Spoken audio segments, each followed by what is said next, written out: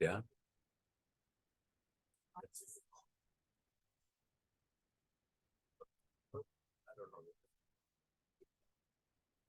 Can we do a sound check, Lisa? Definitely. Or can you give us a few words? Make sure we've got audio from you all. Testing 1, 2, testing 1, 2. Oh. That's a negative. Negative, Ghostwriter. Hey, good morning. Good morning. Afternoon. Oh, yes. Testing Got 1, tons of 2, space. testing 1, 2. Wow, Did sit you next put me to- there? I did. Okay. Got a couple of our. Testing 1, 2, testing 1, 2. All right, check, check. Good deal. Hi. You introduced me. Say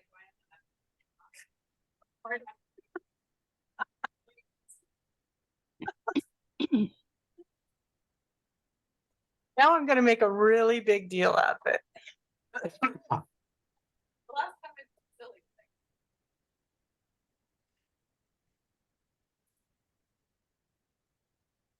She's online. Yeah. All right, good afternoon, everyone. Welcome to the October meeting of the Oregon Ocean Science Trust. We'll start with a quick round of introductions. I'm Laura Anderson, and I am the chair of the Ocean Science Trust and a voting member. Good afternoon, everyone. I'm Christina Volniakovsky, and I'm an Oregon Ocean Science Trust member and a voting member. Okay. Good afternoon. I'm Karina Nielsen. I am a voting Oregon Ocean Science Trust member and director of the Oregon Sea Grant Program. Senator Anderson? And good afternoon. I'm Dick Anderson, State Senator, Senate District 5. Thank you. Fantastic. A couple of our voting members are online. Christine and Steve, would you introduce yourselves, please? Hi, Christine Moffett, voting member, resident of Coos Bay.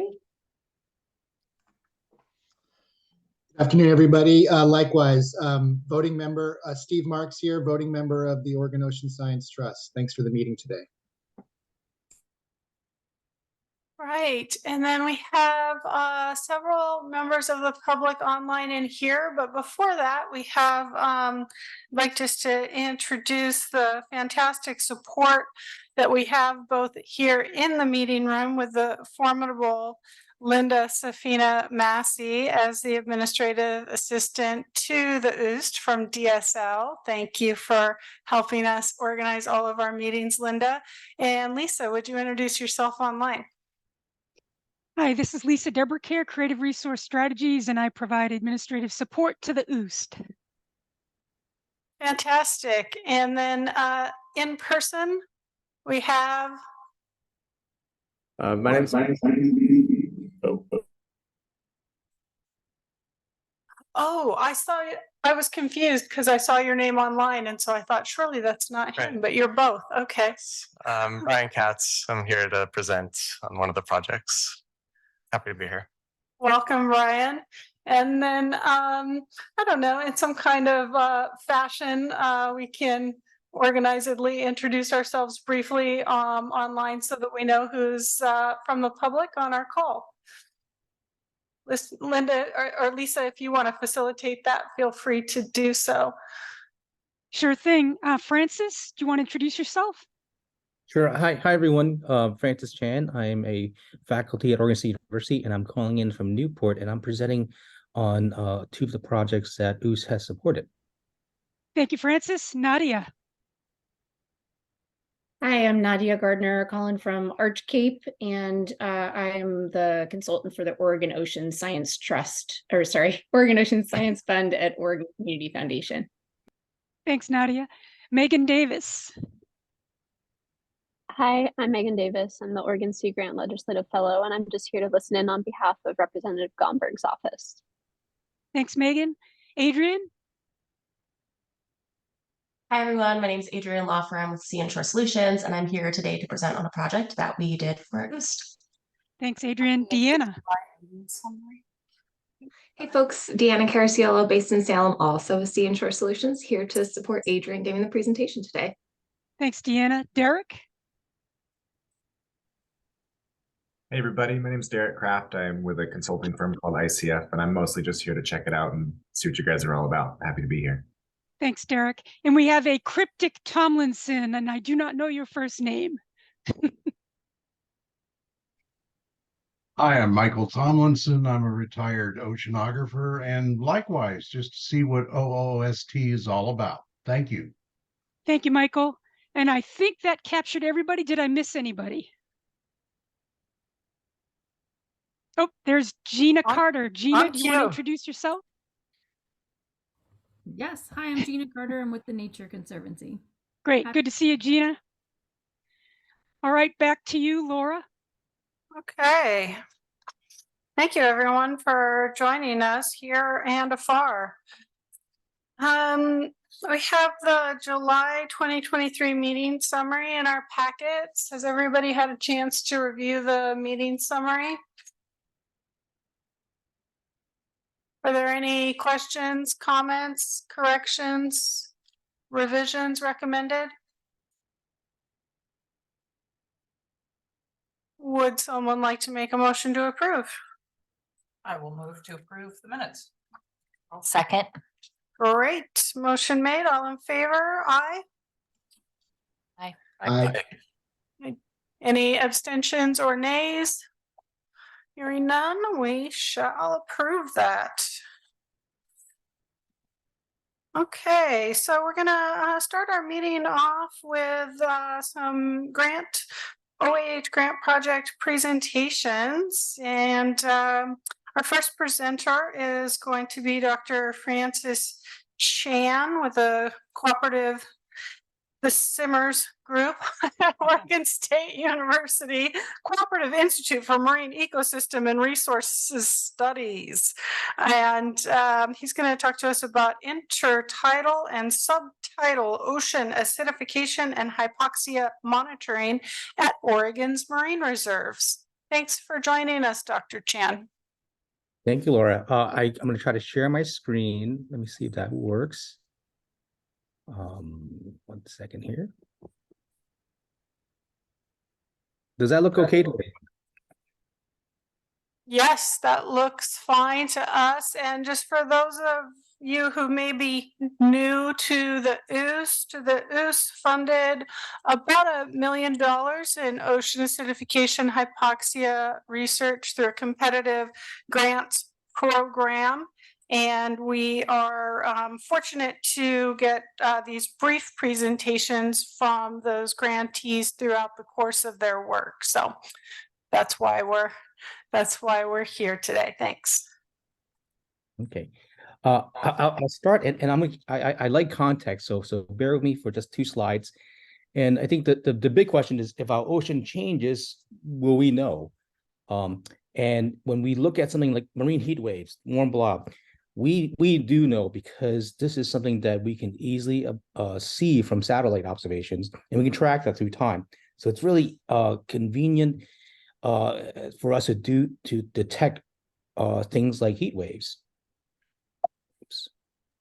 But of course, on the Oregon coast, we're dealing with just more than temperatures changing. We're faced with challenges of ocean acidification, the challenges of hypoxia, low oxygen zones, but also surprises like harmful algal blooms that has the potential to shut down fisheries. And I'm the beneficiary of 2 grants that OOST supported. One is the subtidal ocean acidification hypoxia monitoring project, and the second one is an intertidal OA monitoring project. And within each project, we had major goals. I will not talk about all of them today in this very brief presentation, but I hope to have opportunity to share more later on. But let me dive in. The work that I will talk about is really how we have tried to use OOST support to take advantage of the ocean acidification hypoxia, OAH observing capabilities and partnerships that we have in the state.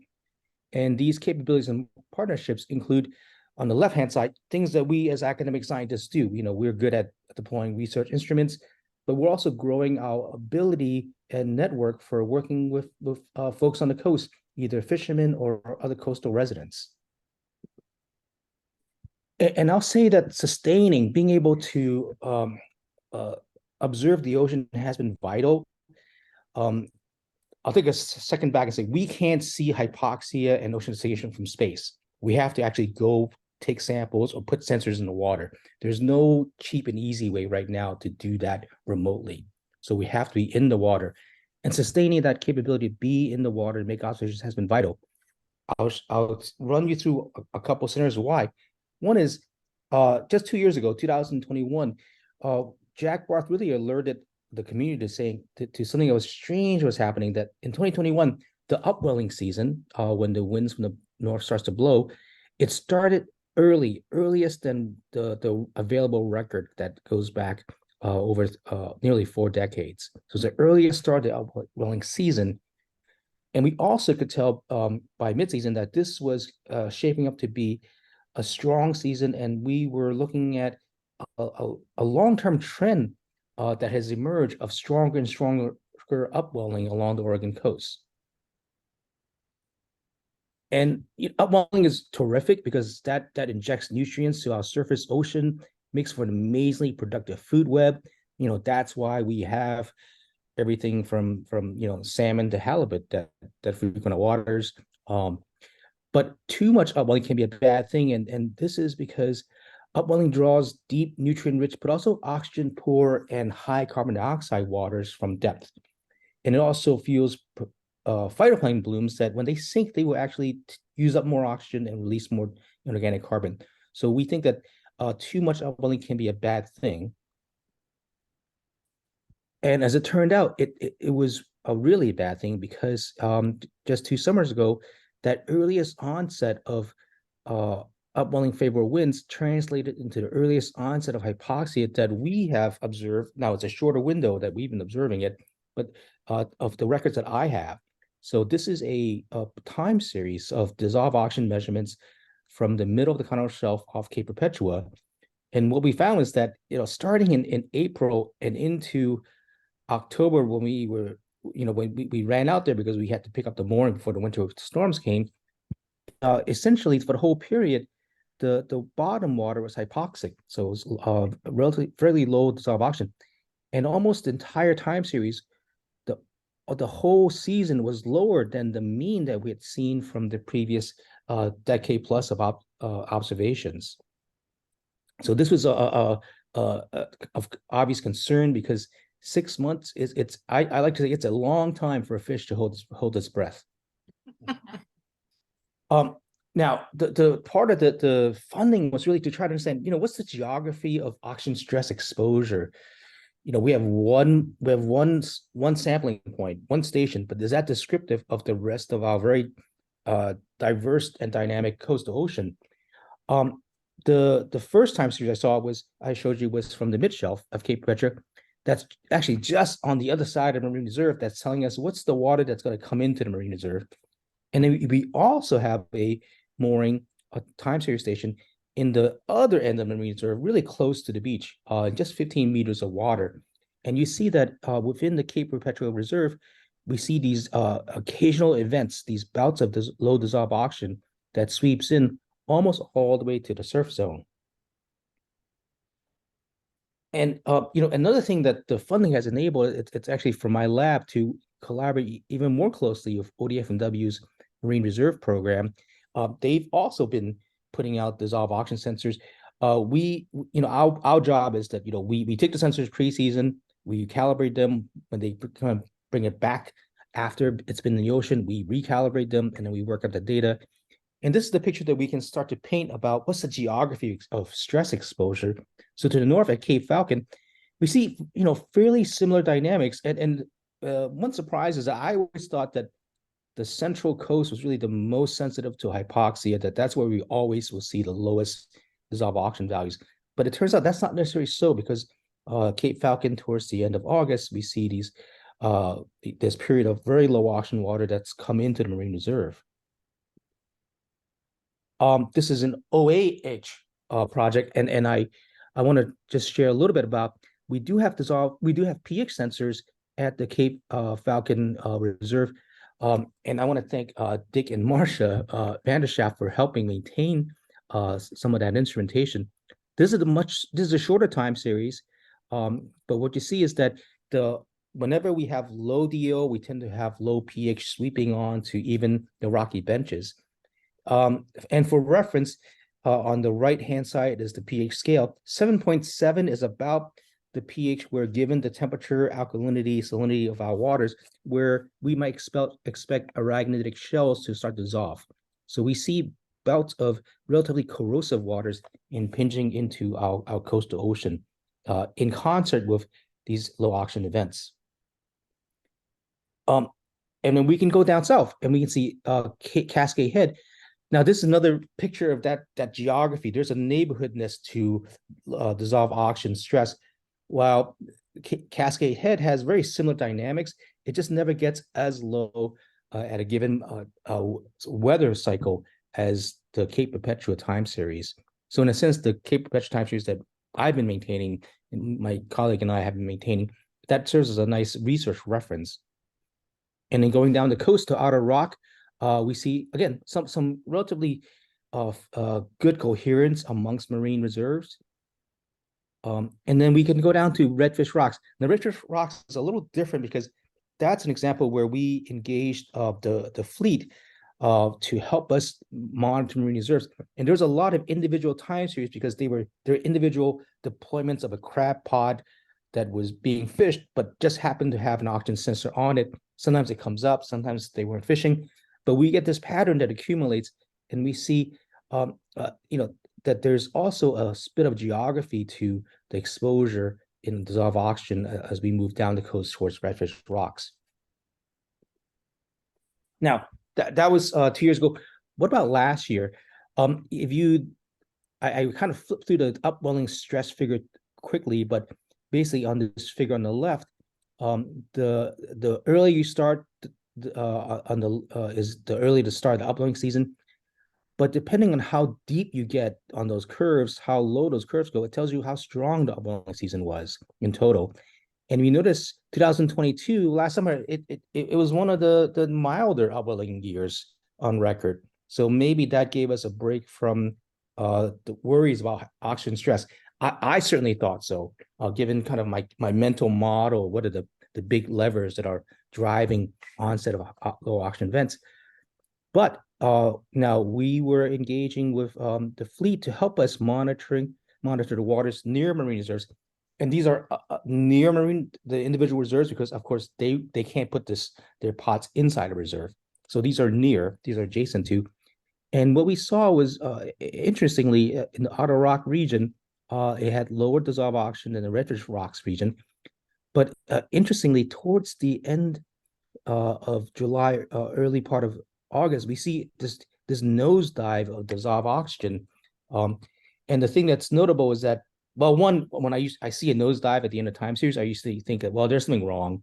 Maybe that's some funky, the sensor must have been in a bucket and the lid was closed. But it's not, but we had two sensors that were reporting the same thing. And on top of that, the fisherman that was deploying sensors, he pulled up the pot, and his pod was full of dead crabs. So we caught hypoxia of its hands in a cookie jar. And that's the first time we've been able to do that, to be honest. But we were still looking at this data. Well, is this real? And it turns out, even though we have this amazing, Ocean Observatories Initiative off our coast, sometimes they don't actually. Sometimes the data that comes back has not been validated. And I think during that period we didn't get a good look at what real time data was from that. So this was because of the partnership with the fleet. We were able to, in near real time, detect the onset of hypoxia. And actually, this was a anoxia event on the Central Coast. And it wasn't until we pulled our research mooring late in the summer, because we could go and visit it every two months, that we could see, in fact, it was relatively mild, except did start to nosedive towards in this example, the beginning of August. This is really a necessarily complicated picture. But I think that the message is that when we overlay all these observations, by having a lot of sensors out there, yes, you see the differences among sites, but also allows you to validate when you see an extreme event, such as those near outer rock, near zero oxygen values, is that seen anywhere else? Because that gives you a real check on whether the sensors are recording anything, a phenomenon that's real. And in fact, the Cape Falcon sensors recorded the same low levels of dissolved oxygen at the same time. So surprise to me, and I'm still learning the system as a scientist, that we can have these very, very acute zero oxygen events that seems to be pervasive across a relatively large fraction of our coastline. I'm going to switch gears and talk about, this was the funds that we received weren't just to do more science, but it's really about getting the science of ocean asphyxiation, hypoxia, and marine reserves out to people that really want to know what's happening. And I'll give you 3 examples. The first example on the left, this was the landing page for NOAA research. In 2021, when we reported the onset of this very, very severe dead zone, we worked with NOAA to develop a story that was the #1 story for NOAA that day. And I think what it does is that it reinforces the importance of Oregon as both a region of interest, but also Oregon science in defining this very persistent global change phenomenon of ocean deoxygenation. In the middle is an example. I was able to present at the California Current Acidification Network last winter on our collaborative OH research. This is on the left is Linus, one of my former students, talking. I think that's Dave Bailey, about the sensors, and all of that presentation interaction showcasing. This was a coast-wide event. All of that interaction, we have a new partnership with a tribe in Puget Sound that really wanted to have the capacity to measure dissolved oxygen in their tribal waters. So it's about making new science accessible, and that and the third example of getting the science out is just 2 days ago, I presented to the U.S. Ocean Studies Board about marine heat waves, ocean asphyxiation, and hypoxia science from our coast. So I think this is trying to help us maintain leadership in the science of ocean climate change. In terms of the broader media, we try and be responsive. So this is helping to communicate the importance of observation and science to the broader public. You see articles such as low oxygen levels, a silent climate crisis in the Seattle Times. We worked at the Washington Post to highlight how climate change is not just about heat, but it's about ocean chemistry changes. And I was fortunate enough to work with the amazing Julia Rosen, who worked on a longer format story about what hypoxia means for our coast and how the fleet is working with scientists to try to find solutions.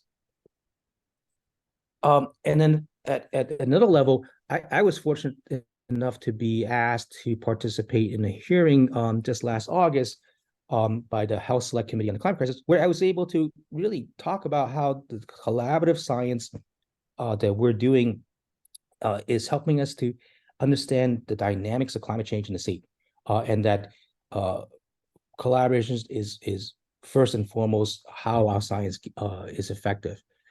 And then the second on the right is we develop a mini documentary to try to explain to people, what is this thing called dead zone or hypoxia, and what are some solutions.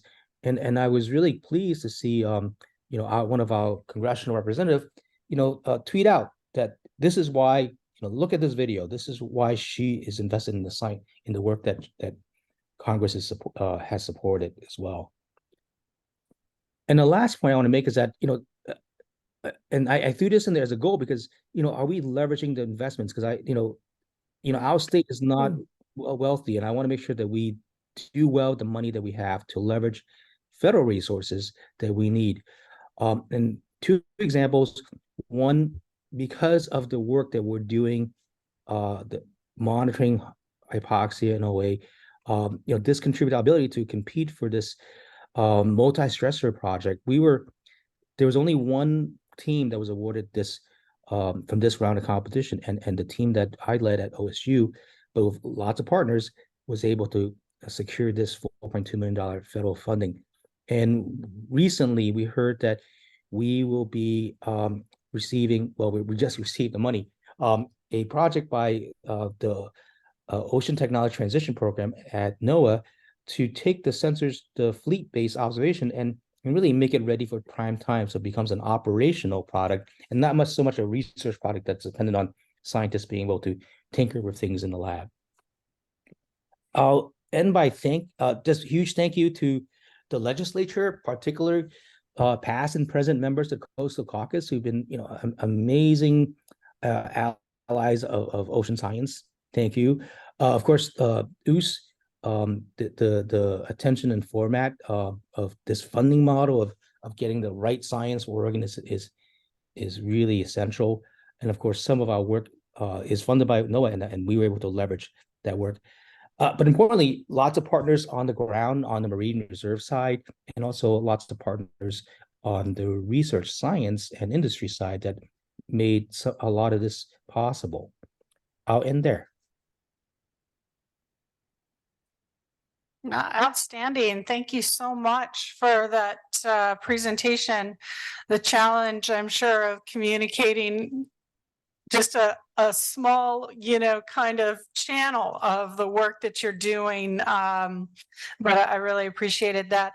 I'm just going to ask our board members if we have any questions for Dr. Chan. Hi, Dr. Chan.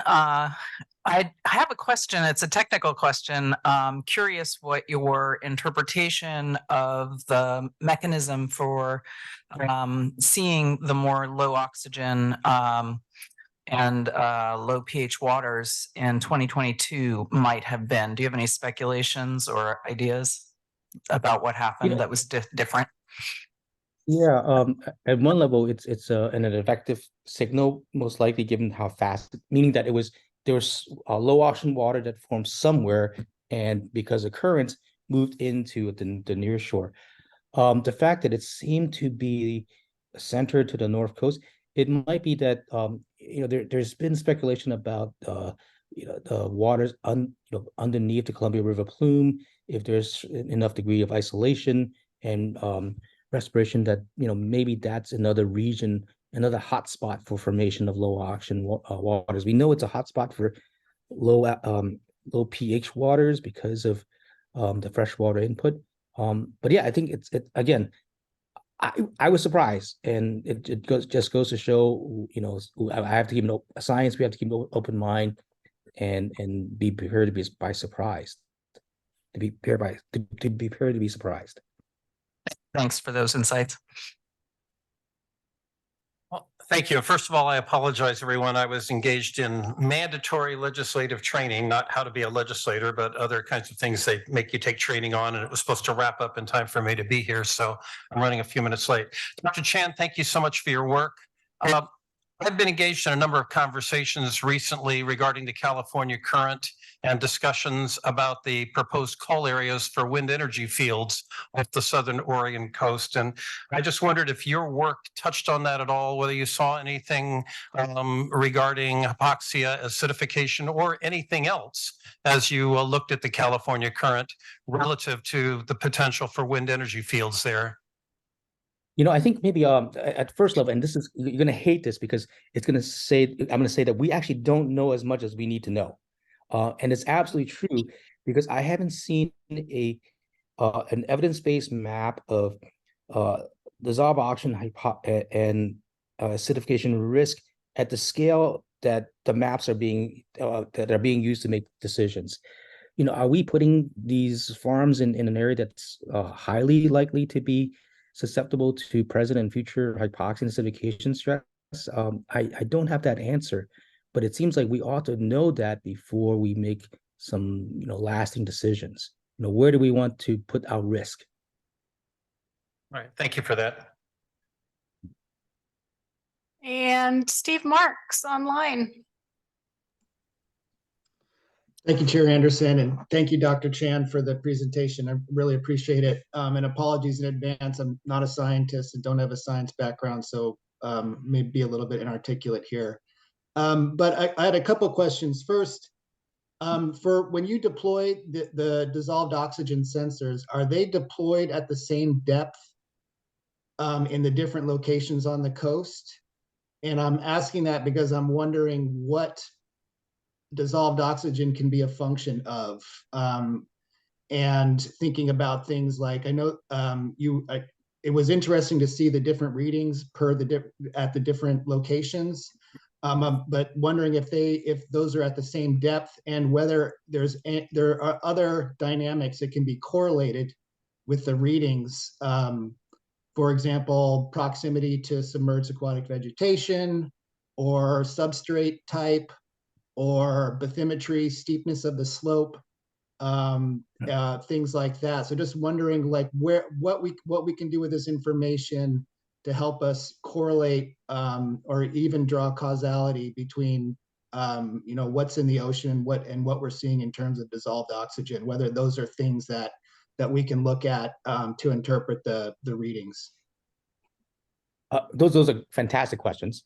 And the first is, you asked about the depth coherence. So aside from the mid-shelf mooring, all the other time series were roughly the same bins along the bathymetry line. That's because we wanted to compare apples to apples as much as possible.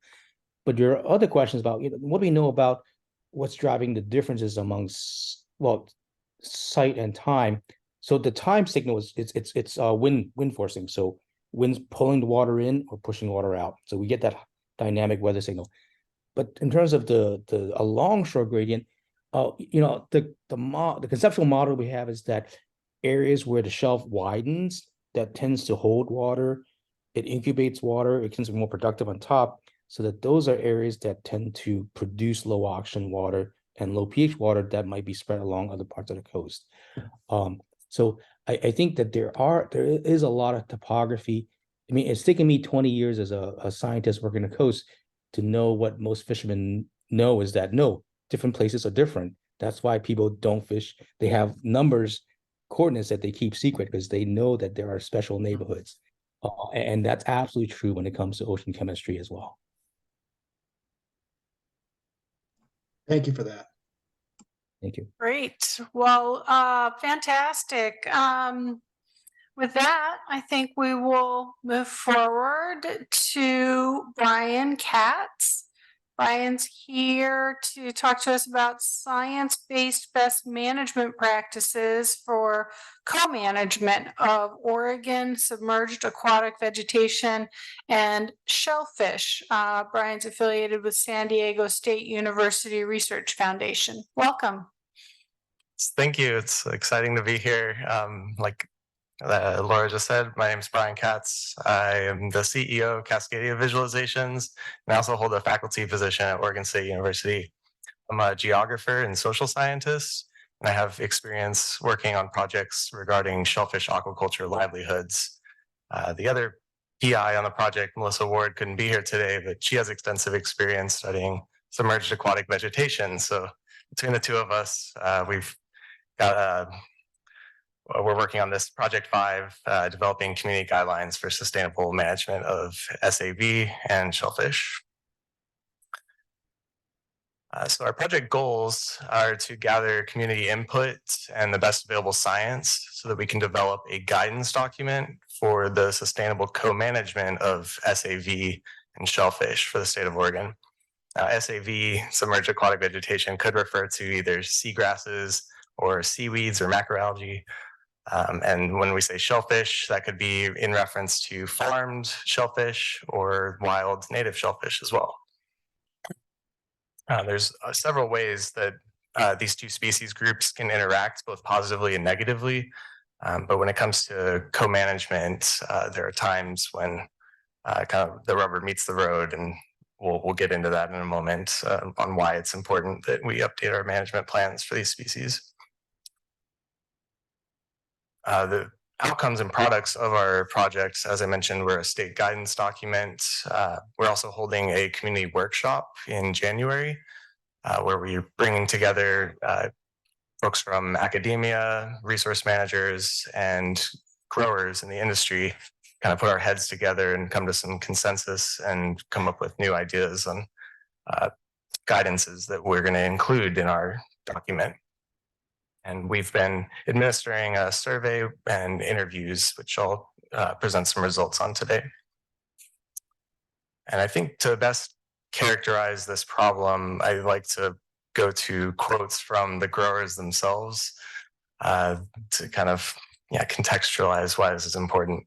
A couple of growers have said things along the lines like, we have locations where we've planted oysters and the eelgrass comes in. And we have even seen areas where we've removed shellfish gear due to permitting and seen a reduction in the amount of eelgrass. And another quote, if a farm is asked to have no impact on SAV and a negative change is seen, what was the result from? If brewing shrimp had moved into an area and oysters and eelgrass are displaced, is it the grower that would be held liable? The environment's dynamic and there are significant changes in eelgrass and burrowing shrimp on an annual and seasonal basis. And another quote, the positive impacts of oyster farming and the negative impacts of other environmental factors on SAV are not evaluated in the same way during a permitting process as the potential adverse impacts oyster cultivation may or may not have. And so lastly, to kind of summarize this complex problem, in general, co-management of these species is hurt by this either or mentality rather than seeking the and kind of situations. And so when we administered our survey, we got results back from a variety of different user groups. And overall, we could see from this first statement, our survey included both statements that respondents would say how much they agree or disagree with those statements, as well as some open-ended questions where they could contextualize why they responded the way they did. But firstly, in this chart, you're seeing that it's widely perceived that Oregon should expand sustainable shellfish aquaculture. Almost all of our respondents were more in agreement about that. But at the same time, most people understand that the threat that ocean acidification, hypoxia, OAH poses to shellfish, and they perceive SAV to be an important resource for mitigating the impacts of OA. So co-location of shellfish and SAV could, on the surface, seem like a viable solution to climate change adaptation, right? Well, so the problem is that co-location benefits are perceived more towards SAV helping shellfish than shellfish helping SAV. And we see that here in our responses. There are some disagreements on the question of if farmed shellfish can benefit SAV, and we'll get into that in a minute. Now, despite any differences in perceptions of those benefits, there are mutualistic benefits to co-location for both shellfish and SAV species. Some of the themes that we coded from our responses showed that most people perceive that the OAH mitigation factor is the best way that SAV can help shellfish. And at the same time, shellfish can help SAV by filtering the water and making it more clear, which brings in more light for the SAV to grow. But there are also downsides to co-location of these species, which creates this management problem. While SAV could hurt shellfish through nighttime respiration, sort of complication to its OAH mitigation capacity. It's just like animals like us, we breathe oxygen and exhale CO2, and that's what the submerged aquatic vegetation does at night. It increases the daily highs of CO2 on a short-term timescale. But there's also a number of perceived impacts of shellfish aquaculture on SAV. Things like how the shellfish are cultured or harvested seem to matter a lot.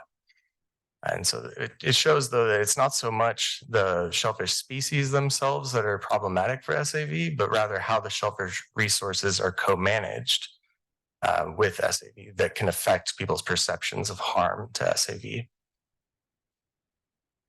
And just to add more context to these themes that we coded from our responses, there's still quite a lot that we have to learn about these interactions between shellfish and SAV, and particularly in the field environment where conditions can vary dramatically compared to a controlled laboratory setting. And so things like how multiple stressors interact with these species is important to know. The variability in space and time, as well as variability between life stages and different species subgroups, and knowing the effect of growing practices on SAV, things like how much space there is in between the rows of crops and the SAV beds. But also some unknowns about things like the carrying capacity of these ecosystems, how much restoration could we actually do in an estuary, given its capacities to support those organisms. Then when it comes to sort of management and policy perceptions, these are two other questions or statements we asked about people's agreement on. So Oregon should permit shellfish aquaculture to occur up to the edge of SAV populations. That is showing a little bit of the social divisions that are in place right now regarding the permitting near SAV.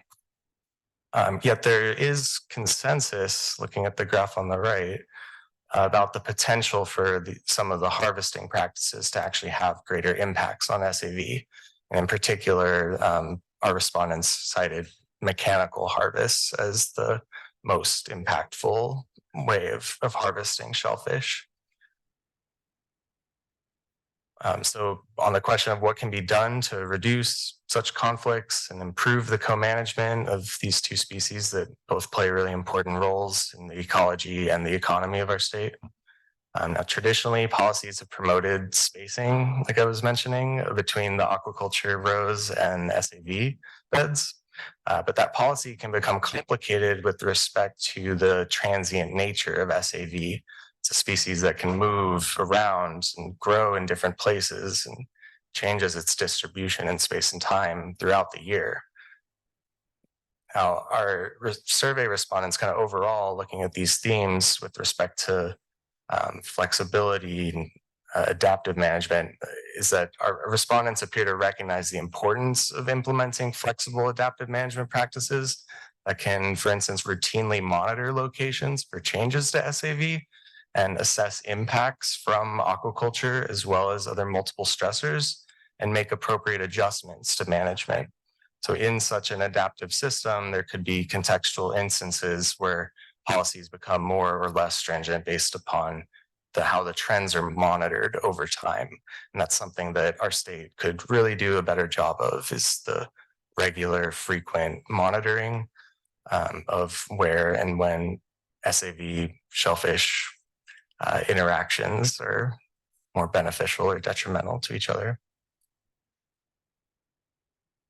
And lastly, another product that we're creating in this project is a data visualization tool.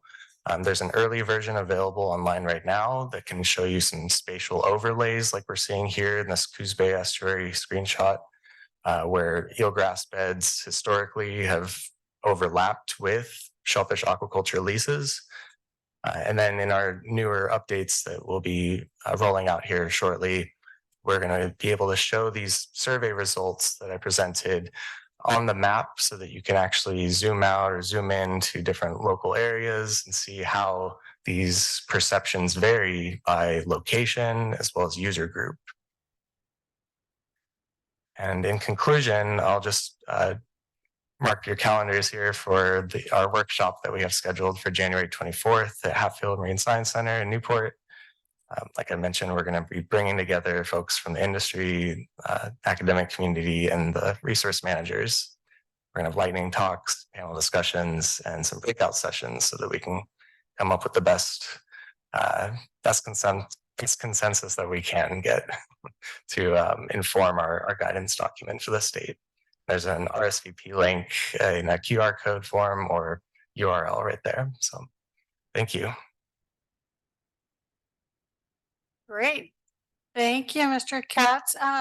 When is that document scheduled to be completed? Our project ends at the end of March, so we should have something by Q2, we anticipate. Okay. Are there questions for Mr. Katz on his work? Comments are welcome as well from. Just trying to be clear when it's question versus commentary. Thank you very much for the presentation. It was really interesting. Some of the perceptions. One of the things that I wanted to note and just get your feedback on if this is an accurate interpretation. It just seems like there's a lot of positive engagement, perhaps with folks in industry around the importance and helpfulness of monitoring locally around what they're doing and how to, maybe work together with information to improve practices. Is that an accurate? Okay, I thought that was notable, and it was nice to see. So, because there's opportunity there. Definitely. Yeah. From the growers that I've worked with in the past, there's kind of a common theme that a lot of folks don't understand what they do and the kind of benefits to the ecosystem that shellfish aquaculture can provide, like the water quality improvements, but also things like creating habitat. And those are all themes that came up in our survey as well. Great. And Steve has a question, and then we'll go to Christine. Thank you, Chair Anderson, and thank you, Brian, for the presentation. Also here more of a comment than a question, but I'm thinking about eelgrass within the context of a healthy and functioning estuary. And oftentimes when we look at eelgrass impacts, we use presence, absence, and or extent of eelgrass as a proxy for ecosystem health or ecosystem function. And I'm curious, and I'm just, again, I know the nature of the work that you're doing isn't geared to answer this question, but so this is more putting in a plug for future thinking, future research needs. But it would be great down the road when the science is there to look at not just, whether we're talking about aquaculture or dredging or whatever the potential impact source of the impact is, looking at how that affects presence, absence, and extent of eelgrass, but also whether that eelgrass is providing the services and functions that we depend upon. So thinking about, there's eelgrass there, but is it providing the nursery habitat? Is it providing all these, is it sequestering carbon? To what extent, things like that. So moving beyond just looking at presence, absence, and extent of eelgrass, but trying to tease out function and services, and whether we are, whether in terms of climate resilience and community benefits, whether those are still being provided, and what impact and how we can look at impacts relative to that. So again, thank you for the information. This is super interesting. I also saw on the interwebs, on the social media, the plug for the workshop in January. So it looks like that is getting out and around. So I'm hoping for a good reception and turnout. But thanks again. Thank you for that comment, Steve. Yeah, the question about the presence, absence, and extent is a really big theme that's coming out in our survey responses. More frequent mapping and monitoring seems important, but also the ecological function you mentioned. Excuse me. Christine? It's almost a segue for Steve. You started, just to back up a little bit, your presence absence, in the broad category, have you, I'm not sure exactly how you've done this, but to further, what are the different communities that you're seeing there, invertebrates, etc. People are so concerned about the five-spine green crab, for example, and what might be going on even with shellfish aquaculture and that's invasion and increasing with the heat of the oceans. And then so that it's really a segue on what Steve's talking about, is trying to dig to get as much as we can from your product information that can help move to the next step, perhaps, or and how mitigation strategies could work. I mean, it's a huge black box, right? But you're a great team, and certainly Melissa's been all over this restoration issue and has great knowledge. So I would just engage this team to get as much as you possibly can out of that, and even subjective kind of comments. But the other item is, I just want to compliment you in terms of outreach, and we're going to be talking a little bit in this council meeting on diversity and equity and all those things. But communicating with your shellfish industry is really important, and it adds diversity to the table, and it's fantastic that you're developing those good relationships, and I just want to applaud that. So do good things and give us as much as you can. Thank you. Thank you, Christine. Thank you. I think it really speaks to the importance of doing the experiments out in the fields, ideally with something like a collaboration between the industry and scientists, like we see with Francis's work with the commercial crabbing fleets. If we had something like that with the aquaculture industry here in Oregon, we could more easily do those field experiments that are needed to better understand the system in its natural environment. So thank you. Oh, thank you. Yeah, I love seeing the theme of collaboration with the industry and engagement, and just seeing that we're really putting these science dollars towards addressing high value questions for the state economically, environmentally, and socially. So thank you very much. Our next presentation is coming from the data management side of things. Sea and Shore Solutions, Adrian and Deanna are here to update us on the data management portal and hub assessment project they've undertaken. Thank you so much. Thanks for having us today to talk about this project. I want to make a quick note of the time. I want to be respectful of your time, make sure you're able to get your full 10-minute break. So I might slide through some things fairly quickly, but please feel free to ask about it during the Q&A. No, please feel free to take, we're running a little behind schedule, but not much. And I don't want you to take the brunt of that. I also want to recognize that we skipped over the legislative update in the introductory part, but we'll make time for that as well now that we have both of our members here. But yeah, Adrian, feel free to we'll go into 1:15. Okay, fantastic. Well, with Laura's blessing then, I will extend a little bit into your break.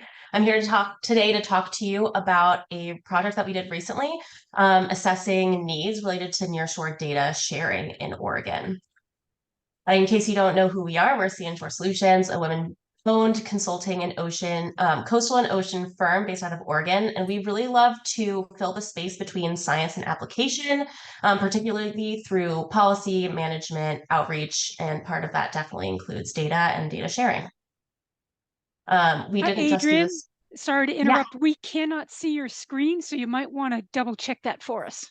Oh my goodness. Thank you No so much. worries, I no can see it worries. on my end. There we are. You're able to see okay? We got it. Thank you, Lisa. All right, so I'll slide through these. We didn't just do this by ourselves. We had obviously support from OOST and also some help throughout the project from the Oregon Coastal and Ocean Information Network and from the Oregon Coastal Management Program. So today I'm going to walk you through the process of this project, starting with the background, why this research was needed, how we gathered information, what exactly we learned, and then some recommendations that we developed on how OOST could apply the things that we learned throughout this research process. So as some background, OOST was considering the development of a new open access data repository called the Oregon Open Ocean Database to house and disseminate coastal and ocean research, specifically research funded by OOST. And the first step of this process, as they developed through the RFP, was to do a needs assessment to identify most scientifically sound and effective approach for developing the OOD, and basically how to move forward with actual development. I want to note that through our research process, we ended up learning a lot about just the general state of data sharing in Oregon related to the coastal and ocean field, some of which is relevant for OOST and some of which maybe is not relevant for OOST, but it definitely still has value for other data sharers and other data creators in Oregon. So our approach for doing this needs assessment was two-pronged. We surveyed data creators and data users in Oregon's coastal and ocean space to gather their knowledge and preferences and other resources related to data creation and data sharing. And we also did a data hub meta review, as we're calling it, looking at other successful data hubs across the state, nation, and world globally, to identify successful components and also to identify the pieces that maybe OOST might want to replicate or things that we could learn from them. So the needs assessment survey was distributed to 132 nearshore researchers, managers, and community members with some sort of interest in Oregon's nearshore data, whether they're a data creator, data user, or both. The survey itself was tailored based off of whether that individual identified as a data creator, data user, or both of those things. So one of the first questions was how they self-identified. And then from there, the questions kind of changed a little bit so that we could tailor them based off of exactly how they interact with Oregon data. And for the Data Hub Meta Review, we reviewed 31 online data portals across the globe, like I said, to assess technology, geographic range, the type of data that they included, things that they did well, and also things that maybe OOST could do better. Okay, so now we're going to dig into the results, starting with the data needs assessment. So the survey was completed by 54 individuals, which was a 41% response rate, which if you've ever done an online survey, we're actually quite happy with that response rate, especially considering the folks that we were surveying are very busy researchers, some of whom are probably on this call right now. Those who did the survey ranged in affiliation and their relationship to nearshore data. We recognized that a lot of the data creators and data users in Oregon fill multiple seats. So we asked for primary and secondary affiliations. The chart that's showing right now is their primary affiliation. But in addition, the secondary affiliation was quite interesting, as 25% of respondents shared that they are also community members in addition to the other seats that they fill. The vast majority of respondents identified themselves as both data creators and users, and much smaller segments identified as either a data creator or just a data user. And an interesting thing that we found was that about 66% of respondents mostly use non-spatial data, which indicates that just a spatial data or a spatial, interactive map might not be enough given the wide range of data that's created. And interestingly, the folks that did use spatial data or reported using spatial data most often were at state agencies, whereas folks that most often did not use spatial data were with non-state agency affiliations. We also wanted to understand the current landscape of nearshore data sharing in Oregon by assessing the current data resources that are used. As you can see from this chart, most of the resources that are used are state-sponsored tools. And we also asked why they used these resources, and it came down to 3 main categories. First being ease of access, that they're easy to find, navigate, and interact with, not necessarily because they have the best data, but because they're easy to use. Also familiarity and trust, which gave a perception of authenticity with the tools. And lastly, direct referrals, with folks just being told exactly where to go. There were lots of other themes that emerged from this survey that are listed here, and don't have time to go into each and every one of them in detail, but there are more details about them in the report. The most jarring or interesting to me was that 50% of data users felt overwhelmed by the number of data tools available. And there's just a general feeling among both creators and users that data sharing in Oregon is crowded right now, which is something to keep in mind when creating new resources and new tools. Maybe finding ways to integrate with existing tools or just leverage wherever possible may bring a benefit. Some other larger things that came into play were long-term support and funding, data sovereignty, confidentiality, and data misuse, and challenges with data access. The challenges with data access piece mostly hinged upon, again, the crowded data sharing, but also having struggles with filling certain data gaps and finding data that was available without having a paywall. Results from the Data Hub meta review. As I said, we reviewed 31 resources. This chart shows kind of the breakdown of the geographic range that each of these resources covered. We found that about half of them actually used custom-built tools, which offers the advantage of having more control over the user experience and functionality. This also brings higher costs associated with development and maintenance. And then among the others, Datopia or CCAN, it's a different type of CCAN than the ocean acidification one. This is the Comprehensive Knowledge Archive Network, which is an open source data portal. And then Esri products being used as well. And within the report that we provided to UST, we kind of go through each of these and what the pros and cons are for any future tool development. There were several highlights from doing this review, just seeing all of the features that worked really well for other tools. We saw a lot of tools that had a mixture of a data library and interactive mapping features, which aligns nicely with the things that we heard from the data needs assessment. Also, pretty basic things like having a clean and simple interface, user guide, FAQ resources. We also really liked that some of the tools brought in connections to data stories, events, projects, and publications. All right, so I'm going to quickly go through what our recommendations were. We boiled down the results from the needs assessment and from the meta review to come up with these 4 main recommendations for UST. First is to leverage existing resources. The second is to incorporate best management practices. The third is to provide technical assistance and long-term funding support. And lastly, to enhance usability and tool awareness through intuitive design. So the first is leveraging, and this really draws back to, again, this crowded data space.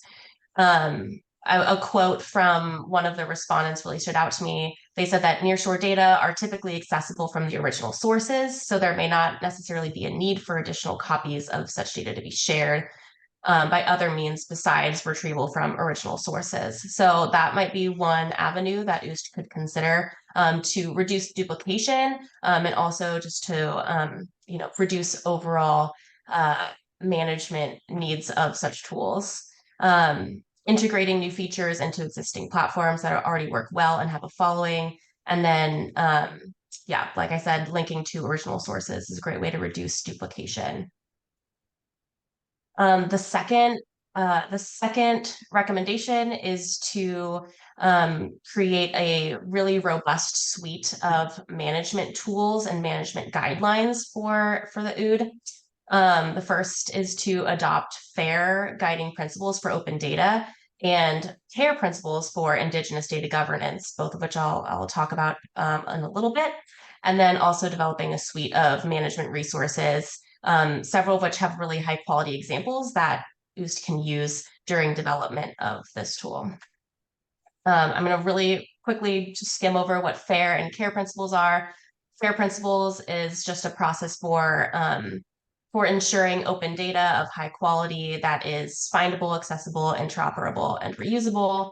And then CARE principles add on to that to address power dynamics, historical contexts, and ensure that Indigenous data is appropriately shared and respected.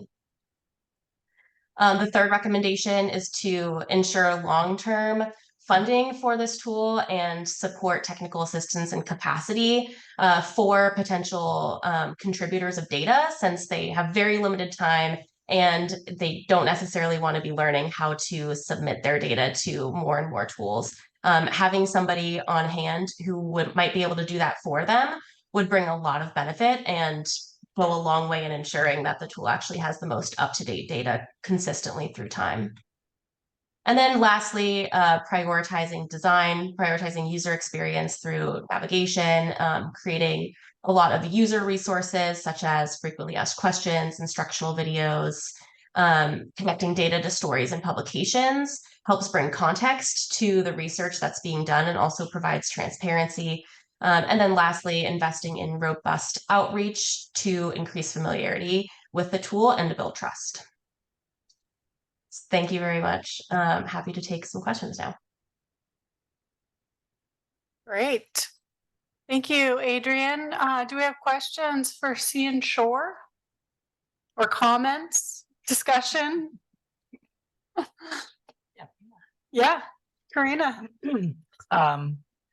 Thank you very much for the presentation. It was informative. I'll just share as a data user and producer, a lot of the findings resonated for me, and having worked within organizations who have struggled with these challenges of creating portals, data portals. I did notice what appeared to me maybe to be a little bit of a contradiction presented in one of the outcomes that you reported, and I would love some insights if you have about those. One was it was a remark, I think it probably attributable to one respondent, I'm guessing, but you mentioned it, and it was about how it's easy to get the data from the source, so to speak, or easier or easy enough for nearshore data. And then I would contrast that with the FAIR principles. It's easy for people who know where to get it to find it, and people who are inside the sort of science system. If we're talking about sort of like public access and accessibility, the FAIR principles might conflict with that. So kind of curious about that, how to resolve that. And then the other, I'll stop there. I had a different point. I'll stop there. Okay. We can get to your second one after I answer this one, Karina, but that's a great question, a really keen observation. I think what we're seeing there is maybe a little bit of butting heads or just contradiction between data creators and data users, right? And just general best practices of data sharing. How I would suggest, finding a solution that kind of nods to both of those is, my interpretation is using some sort of tool or library that actually just provides links to the data source through however the data creator shares it, whether that's on their website, if there are direct links there, then the FAIR process can be managed and upheld through the data library of sorts, but then the linking back ensures that if that data ever gets updated, it doesn't need to get updated in two places, but it can just be updated in one place. And I think in that way, it can actually help contribute to ensuring that the FAIR standards are met, because they that data then is easily updatable through time by the folks that were developing the data themselves. That's great. Thank you. Go ahead. Go ahead. Yeah. Okay.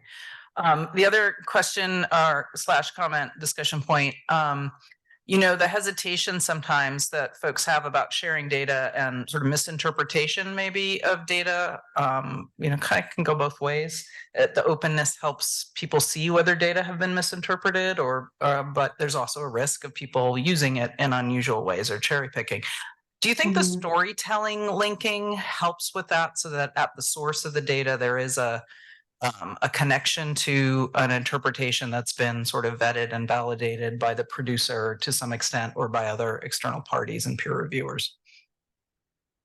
Yeah, that's another great question. I think absolutely. And I think that there are ways to bring in aspects of that without maybe necessarily doing a full story for every single data product, but like having headlines or quick takeaways so that folks that are using the data aren't, you know, necessarily having to mine the data themselves, or the data creators aren't placing trust that any data user is going to read the entirety of their journal article, which we know is not always the case. In addition to that, just having really clear metadata helps with that a lot. Metadata just in terms of, you know, what types of information related to that data source are really clear and apparent to the user when they are using that tool, and making metadata a really primary aspect of the data sharing tool rather than something you kind of have to go digging for, which is the case in quite a few data sharing tools. Great. Thank you. Are there other comments or questions? I would just say thank you. I appreciate the effort you've put into this. I mean, for me, maybe it was hard to initially understand what the need is if there are indeed so many places where data is being stored. So I think as the OOST, we're just sensitive to those odd things that don't fit into ODF&W's data portal or OSU's data portal. So for example, if we have a communications contract with a consulting group that doesn't have a data portal, where does that live? We could just provide a link to a PDF on our website, but you could see that getting pretty messy over time. So I think that this is the kind of work that will help set the OOST up for success, to help people find data where it doesn't seem that we need to recreate new places to have things housed in more than one location. We can kind of be a portal to a portal, but there are definitely scenarios coming out of the current work that we're funding where it's kind of questionable at this point, where will this report live in the long term? So we're trying to solve that in advance. Little context. All right, thank you so much. With that, we'll take a 10-minute break. We'll come back at 1:25. And I would like to make time for a little legislative update before Lisa takes us into the RFP updates.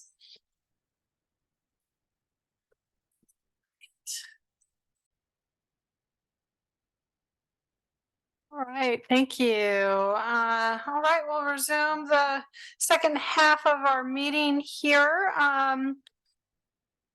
But we would start just by asking our representative and senator if there's anything that is happening in your worlds that would be good for us to know, or things of interest.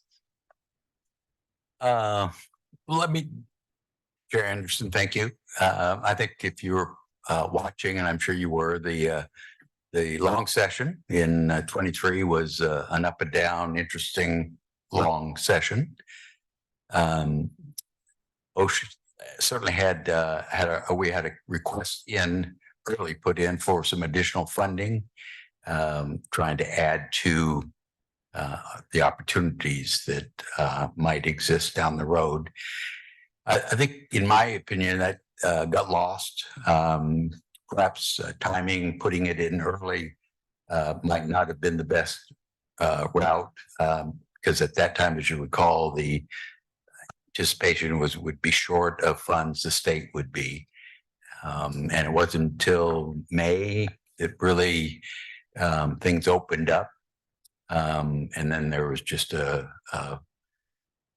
flush of projects and funding agencies that had been cut back budgets and that kind of stuff. And I think it just got lost. But it may not be all that bad, because I would hope that as we put in for additional funding in the future, we'd have good examples, as we're hearing results from experiments and the types of research being done, kind of adds to the credibility of why the trust even exists and that capability. So I look forward, to that area and opportunities to continue on. Thank you. Thank you, Senator. I would agree. I think we started the session with lots of time and no money. And we finished the session with no time and more money than we thought we'd have. And between the two, there were a lot of things that slipped through the cracks. And I talked about this at our last meeting, and our minutes reflect it. I'm going to take my opportunity to springboard off the remarks that Dr. Chan shared with us a few minutes ago, when he said that the California current, acidification, oxification, we don't know as much as we should. I think some of you know that there are proposals for wind energy farms off the southern Oregon coast. BOEM had slowed their process a little bit and agreed to hold 3 hearings. They held them in Brookings, Gold Beach, and Coos Bay, which I've got to say I found frustrating, because many of the people who work off the southern Oregon coast live on the central Oregon coast. And of course, that's also where our scientific community is clustered. And yet there was no opportunity for formal comment unless they got in a car and drove several hours. So in response to that, we organized a local hearing and gave people an opportunity to share some remarks. It was not a formal BOEM hearing, it was an informal hearing, but we took their remarks, put them on the record, and shared them with BOEM. And I just give you a quick review to let you know what's going on there, but also because wind energy is going to be a major, or I should say the California current is going to be a major topic of conversation when we convene our summit next month, early next month. And I, for one, would hope that we could try and get a little more information that, as Dr. Chan said, we don't have, because this is going to be a big deal for our environment, as well as for a lot of our working communities. Thank you. Sure. Yes, Christina. May I ask a question? Thank you for those clarifications. Senator Anderson would love to answer questions. Senator Anderson, Representative Gomberg. So is there any opportunities for short session funding to put in some kind of a bill for funding next spring, or is it really working towards the next full legislative session in 25? Well, you asked a binary question. Is there an opportunity? And the answer is yes, there's always an opportunity. Is it likely? That remains to be seen. Last meeting, we talked a lot about the fact that we didn't get funding for one of the positions with the Marine Reserves that we think is very, very important. We're still continuing to pursue that and looking for ways we can do that, whether it's through legislation or whether it's just through the omnibus budgeting process. But yes, there's an opportunity. It may be a stretch, but we're going to look for those opportunities where we can find them. And I'd love to come back from the short session by March 24 with that position funded. Now, I'll also say that our friends over at Fish and Wildlife say, while the position wasn't funded, the position is being filled. We're just dealing with it with somebody else. I'd rather have somebody doing the Marine Reserves job that does other stuff in their spare time than somebody who does other stuff as their job and takes care of Marine Reserves in their spare time. So I'd love to see that get fixed. Maybe we can fix it at the agency level. Maybe we can fix it at the legislative level. Thank you.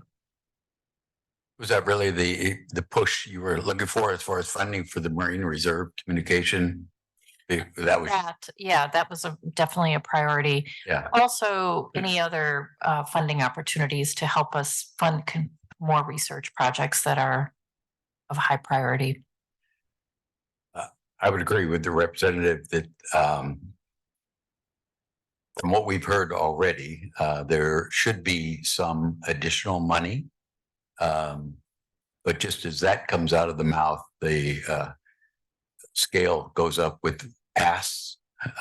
So what might be available for projects is certainly going to be limited, if existent at all. But I think the answer is always to be working as where we'd have something in mind. And again, alluding to what the representative has indicated on the Marine Reserve position, there is work in process behind the scenes of trying to look in the couches, so to speak, for change and kind of apply the pressure that certainly was put forth during the session, but just evidently not impactful enough.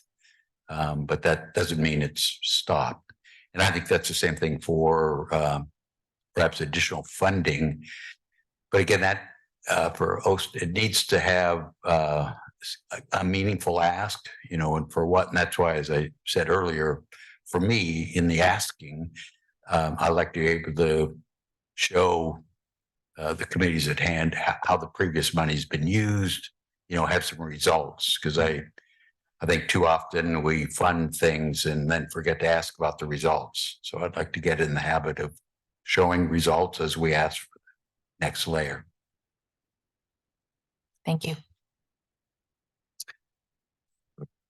Yeah, and that's actually, I think, a really appropriate segue into our next set of topics. The OOST received some capacity building funds, and we have several RFPs out there. Lisa's going to give us an update on them, but just to say some of the things that I just heard, it says under the RFP updates, development and fundraiser contract. It's really so much more than that. It's a lot of government relations and building awareness in Salem and in Washington, D.C. about the value of ocean science for our society, our people, our economy, and our planet. I think that these positions will help us position ourselves more effectively early on and over time with both our state government and federal government in terms of bringing more funds to the table. So with that, Lisa, I think you're going to do some updates for us on the status of those RFPs. Yeah. Yeah, before I do that though, Laura, Christine had her hand up relative to legislative. Thank you. I was going to ask it in the email, but I think in light, thank you for recognizing me. In light of what Representative Goldberg's talking about in terms of offshore wind, I would love to see something come from the Oregon legislature to NOAA to pursue this, since these sites are out in the 200-mile zone, not in the state lands. And so I think it would be very appropriate to ask NOAA to improve their understanding of those areas in your comments, and certainly respect your concerns, as so many of us are highly concerned about the California current. Thank you. Well, of course, this is going to be a done deal, I think, before the legislature convenes, but the senator and I might be able to bring this up at our Coastal Caucus meeting, I believe next week. Or is it this week? Yeah, tomorrow night. Oh, well, see, in the near future. We, the caucus, might be able to submit a letter to NOAA asking for their attention to this question. Thank you. I know that they are aware of it, but I think some enthusiasm and interest on the state's part would be very important. Thank you. Rita? Can I just to add on to that theme, one of the things that we are hearing from constituents and scientists too, I would say, is that, you know, the NOAA spatial analysis that's been done to date is only in the proposed call and wind energy areas. And there's been a call for studying the whole state. So, you know, the waters in front of Oregon. So that might be an ask to expand that work. It's just Great. And just a quick reminder, because sometimes there's new people to our organization on the call. The OOST does not advocate for or against things like whether or not we should have wind energy, but really just ensures that the science is available for policymakers to make good decisions. So with that, Lisa, would you like to kick us out? Kick us off? kick us out. Kick us Yeah, out. I won't do that. So yeah, and I think we can get back on track time-wise too, so it's all good. So 3 things we wanted to bring you up to speed about, and we did have a data inventory RFP go out, and it's in preparation for the summit. It's going to occur in Newport on November 30th and December 1st. And so what you had asked as a board is, can we kind of compile who's doing what out there in terms of conducting ocean and coastal science policy and research, and sort of have that as a rich foundation to kick off the discussions at this 2023 summit. Our last summit was in 2016. During that summit, we had a suite of deliverables that described the highest priority research and monitoring in Oregon's nearshore for the next 5 to 8 years. And so we've come around again for this second summit. And so what we want to do is take a look at sort of a snapshot at who's doing what out there, what kind of science and research and monitoring are they doing, and even relative to policy, what exists out there, and compile all of that into a very short, concise state of the science report that we can share with summit attendees. And they'll also receive a presentation on that report. It will be a draft report at that time, but it still will serve as a pretty rich foundation for us to kick off the summit and have the kinds of conversations we need to have. So Sea and Shore Solutions LLC was awarded that contract. And so we will see the results of that for the summit. And again, that will be a draft report at that time. They'll have, I think it's through the end of January or mid-February to finalize the report. The second thing I wanted to bring you up to speed on is that we did have an RFP out for a communications contractor. And this sort of gets back to what Senator Anderson mentioned relative to we need to see the results of all these strategic investments. And so having a communications group help us be able to communicate and work with these researchers to communicate the outcomes of their funded research is going to be really important to talk with legislators, to talk with the public, to help people understand why it's important that we leverage all of these resources and invest them in Oregon's coast and ocean. And so we are in the midst of awarding a contract. I should say the contract has not yet been signed to a consortium of companies, and they are called Sprout Partners, True Wind Collaborative, and Riparian Media. And so it's a group of people that have done a lot of work with data visualization, storytelling, social media, creating content, interpreting science, lots of really great experience across a variety of different venues. They've got relevant project experience working with legislators, engaging the public, distilling technical science into formats that the people can understand, so it's really user friendly. And they've got good experience on ocean and coastal issues as well. So really a good broad group of experience across thematic issues. And they also have a really strong suite of delivery approaches that they've taken. Everything from email blasts, web updates, legislative outreach documents. They've sort of been all over the place in terms of the kinds of deliverables they've produced. Lots of work in the environmental arena, really visually appealing products that they've produced, and very content rich as well. So we're really pleased to be bringing these folks on board. If everything goes well with the signing of the contract, they'll be on board by October 15th.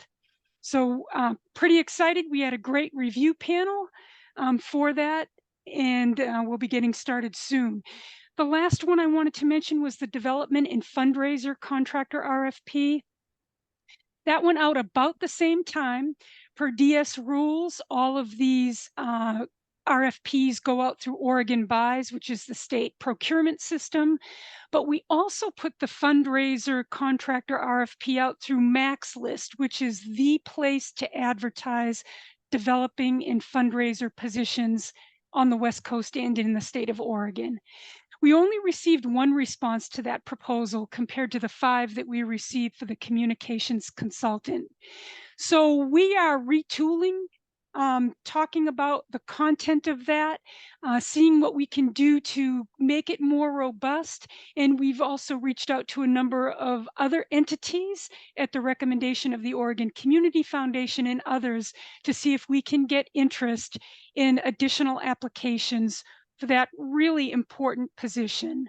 And that contractor is really going to be helpful in leveraging resources, identifying potential sources of funding that can match state funding, and helping us build a list of constituents and contributors to sustain the Oregon Ocean Trust long term.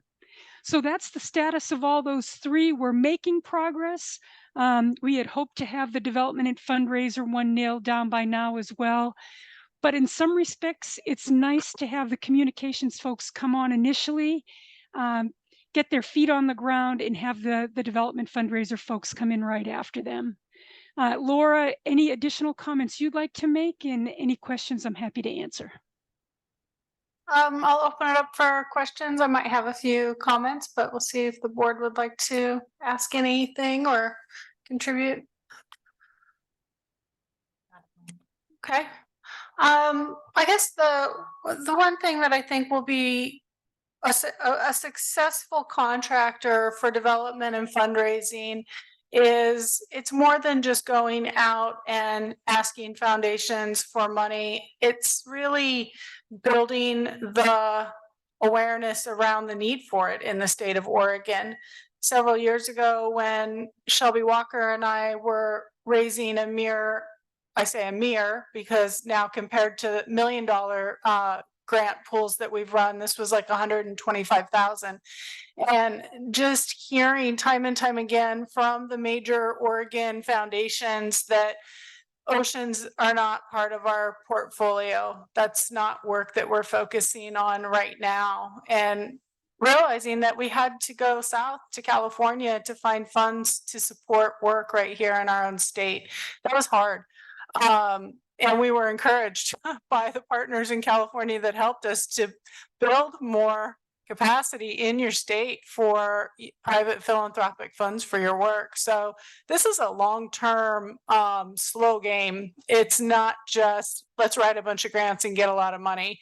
It's about really talking about how oceans are integral to Oregon's health, vitality, future, et cetera. Not just Oregon, of course. I mean, we have a special I think we have a special obligation because we have a coastal state and there's not a lot of us. And so, you know, the benefits that we provide the rest of the country and bringing awareness to that is going to be really important for a successful contractor in that realm. So it's more than just development and fundraising, it's government relations, it's foundation relations.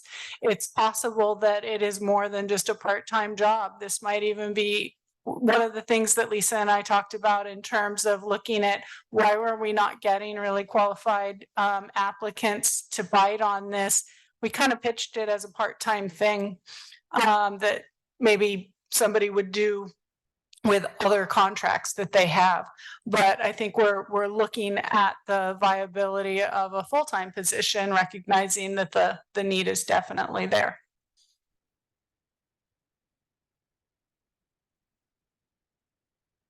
Anything else? All right, shall we move on to preparation for our summit? Again, Lisa, you are the master of organization for this. Can you lead us through where we're at with the summit?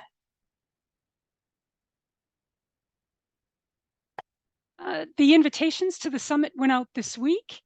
We've already had a 13% response rate in less than 24 hours, and everybody wants to come to the summit and is registering. So I encourage everybody to register as soon as possible.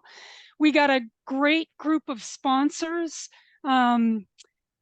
It's just been fantastic, and Laura's done a lot of that work getting folks to help contribute. We already have an agenda, a complete agenda. It's still draft at this point, but it's in pretty good shape. The whole idea is going to be to come out of this summit similar to where we were in 2016, and that is have this nice group of high priority research in monitoring projects for the state of Oregon in its near shore. So it's going to be a pretty action-packed 2 days. We also have a pretty cool seafood soiree planned for the first evening at the Oregon Coast Aquarium. And we're letting attendees know that they can bring a guest to that.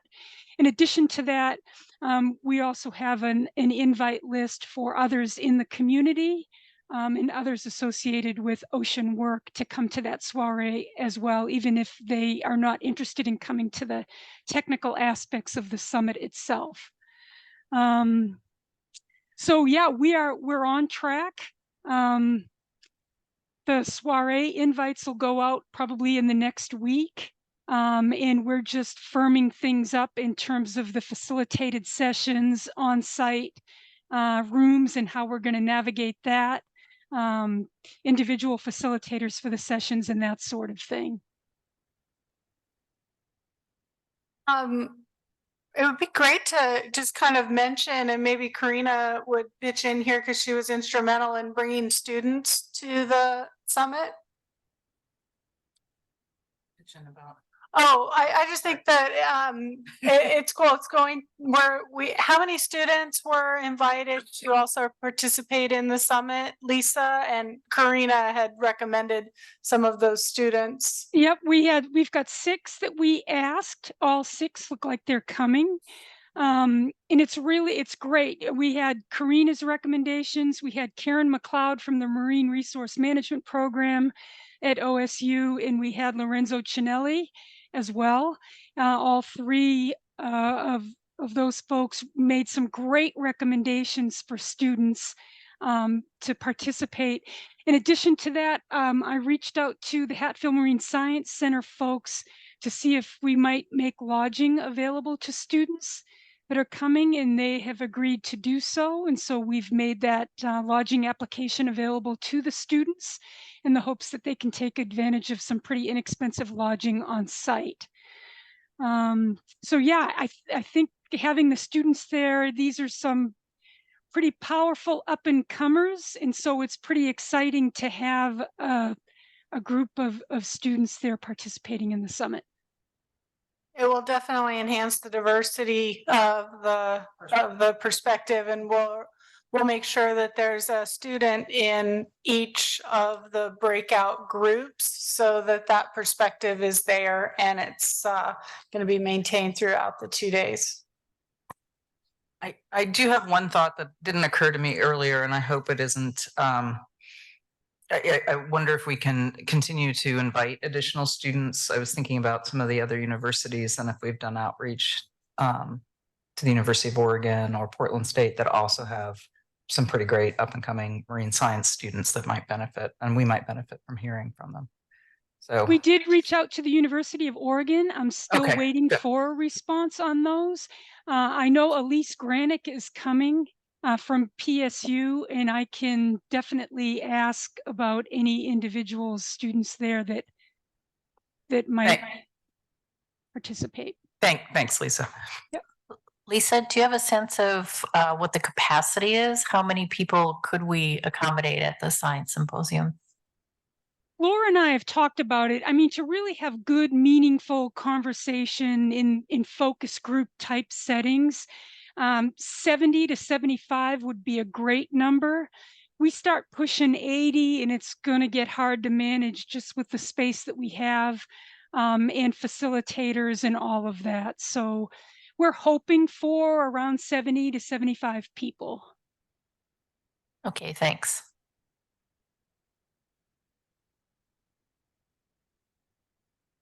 Great. Any other thoughts or questions, comments about the summit, which is November 30th and December 1st at the Gladys Valley Marine Studies Building in Newport, with the event at the Oregon Coast Aquarium? I'm excited. It's very exciting. Okay. Next on the agenda, Dr. Moffat is going to give us a status report on the OOST Diversity, Equity, Inclusion, and Belonging Framework. Thank you. I've got a sort of a few notes that I can pass out at maybe after the meeting. We have this was sort of an assignment for me to try to launch this, and I'm gonna kind of visit with you about how important this is in everything that we do. So I don't know what do you want me to share a screen for these notes, or how do you, or just talk, or what's your Christine, go ahead. Go Laura. ahead, Lisa. Well, I'm looking at the notes. Christine, I think you can just walk through them okay. without sharing the screen. Yeah, I think that's easier too, but there's no visual, so it's kind of boring for that. But certainly we need a framework for diversity, equity, and inclusion within OOST. And the reasons for this certainly to enhance our effectiveness and help us steer our priorities and our focus in outreach and research and planning. And just a shout out right away as a member of the Oregon Sea Grant Advisory Board. Oregon Sea Grant has developed a strong diversity thrust, and their goal is to recognize that a thriving coastal community and the ecosystems cannot be realized in systems of oppression, injustice, and inequity. So their goal, and which is something we need to embrace here, is to include DEI/JA activities in everything, and that's the goal that Sea Grant program has. And so all programs and meetings need to be considering how to recognize diversity and inclusion. Already, though, we have discussed and have given a shout out to increasing equity in our granting process so that we begin to recognize emerging professionals along with established scientists. And so that is already something that we're moving towards. We don't have this in writing, hopefully we can work on this before our meeting in November, that so that we can have something even on our website that will put some values to how we are moving forward. And including in that is considering professional training opportunities in the research operations through use of interns or other training and mentoring operations that are essential to moving people into the research arena. And we're delighted with the interactions that are occurring with the fisheries communities in research and monitoring. These have been excellent things, and you've heard about them, some of them today, but we have embedded that in a number of these operations and science grants. But we recognize that we need to improve ways to target interactions with underrepresented community members. And just an example here is that our Ocean Acidification Council that I am able to sit on as a representative from OOST, we discussed in the last couple of meetings the impact of closure of some of our fish processing facilities that were due to the lack of suitable discharge systems to be permitted. And many of the workers, as a result of this, that were laid off were from our Hispanic communities.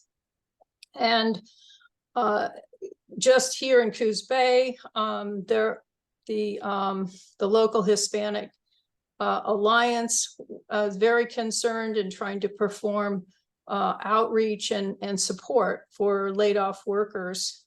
And I think the discussions of these issues need to be elevated so that we can recognize the challenges, but also take advantage of opportunities we might have to resolve some of this with funding for pollution abatement facilities, for treatment facilities, but also greater communication within the community about the needs.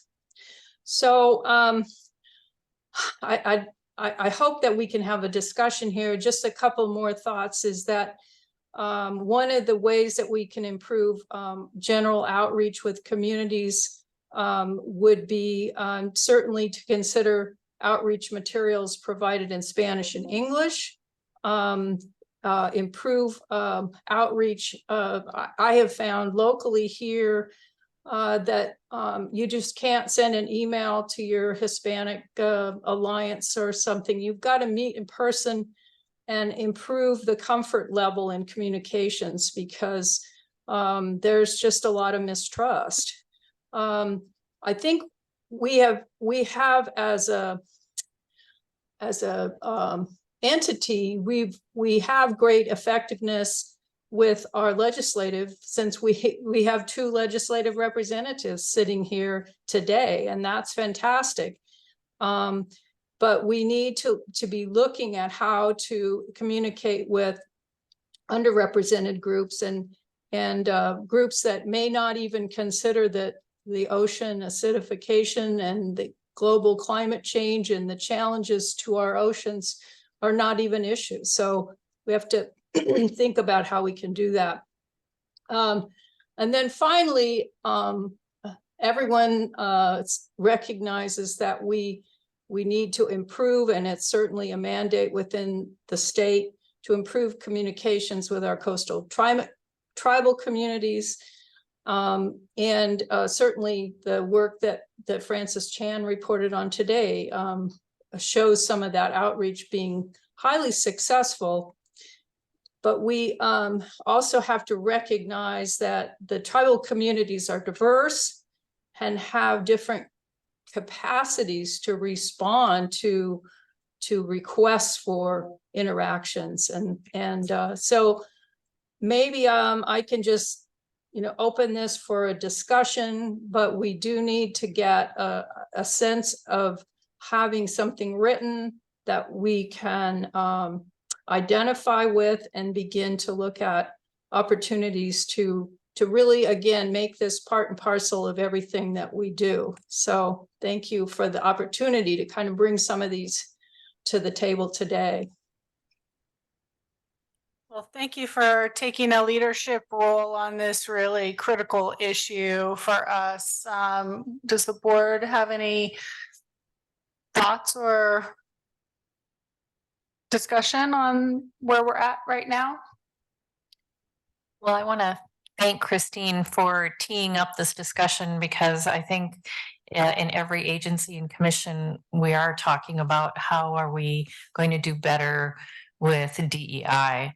And we also include another letter, and that's B for belonging. We feel that that's a really important aspect to the DEI strategic framework. So thank you for that. And it is interesting to think about how we do intentionally and thoughtfully create the opportunity for DEI in our RFPs and in how we work with all of our partners. So the first thing I wanted to just mention, though, was that as we're employing our new communications consultant contractor, that they help us think through this, because it's not a matter of just, for example, translating materials into Spanish. There really has to be a thoughtful approach of what material you're actually translating and how to create the connection to the subject matter, to the people that that we're trying to reach out to. It's really important that it's not just translating materials, but it really has a lot of in-person as well as targeted messaging that we really want to get input from them, and how do we give them the information in a way that really helps them be able to engage thoughtfully with us. Thank you for that.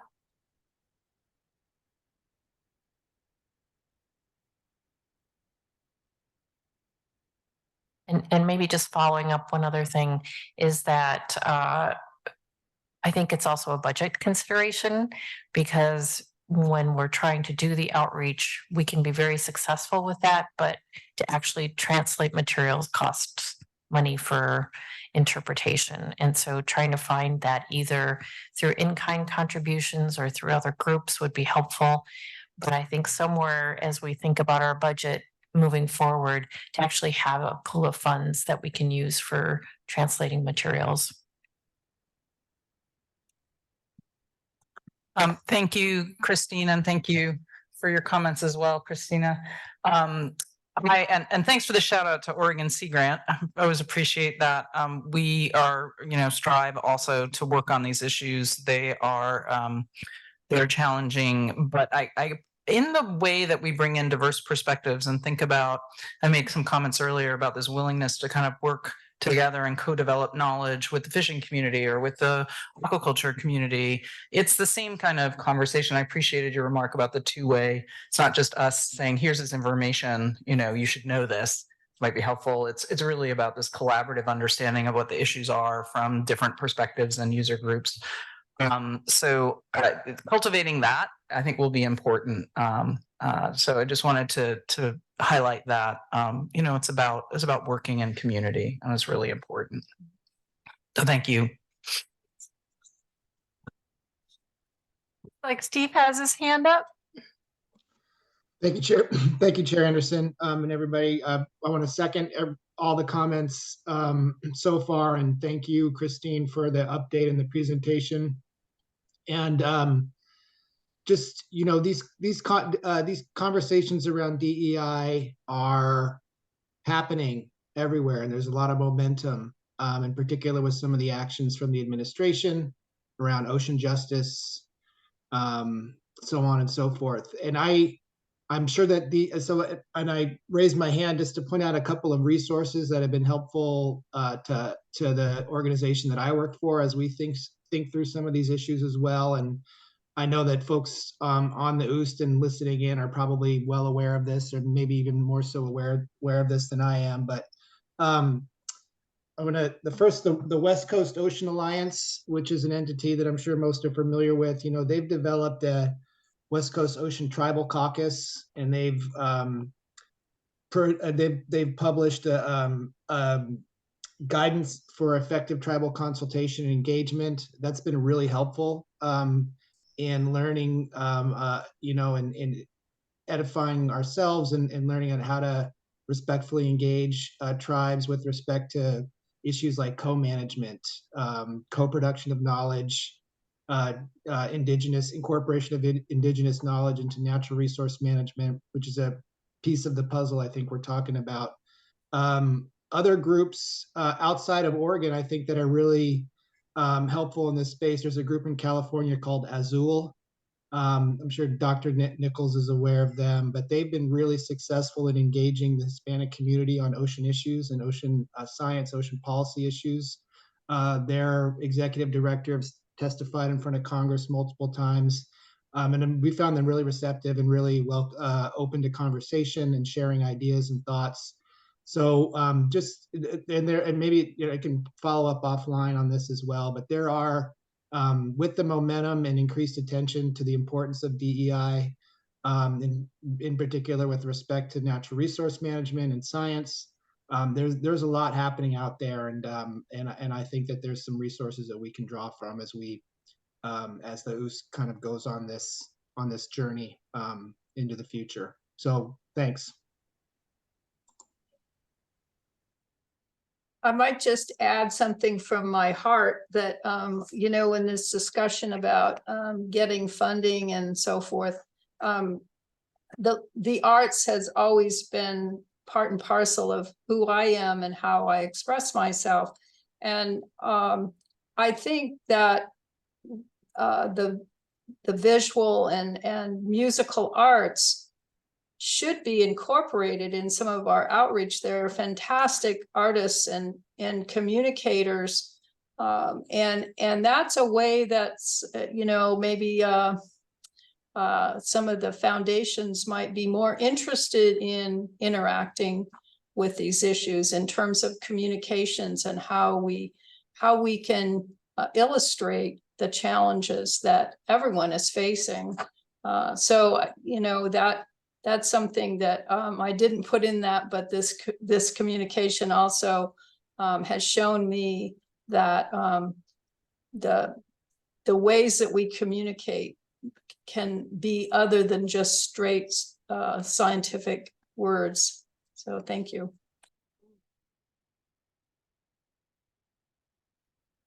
One of the things we might want to consider is also engaging with organizations that are really good at this and that have expertise in engaging communities related to diverse perspectives. Just from my day job, we're going through the same thing at the Gorge Commission, where we're working with a local nonprofit that's helping us do outreach throughout the Gorge Commission with people that we haven't normally worked with just on our day-to-day basis. And it's been really enlightening. And it's not something that we actually had the capacity to do because we weren't that familiar with how to do these kinds of outreach workshops, but engaging with a nonprofit in the community that has experience with that. They may not have the science background, but they've got the communication skills and the expertise of how to help facilitate that respectful conversation. And I really applaud Christine. Thank you for bringing up the arts, because that is something that goes across all kinds of interests, as well as, whether it's, marine arts or music. I think lots of people could really engage in that. So thanks for bringing that up as a complement to the hard science that we're supporting.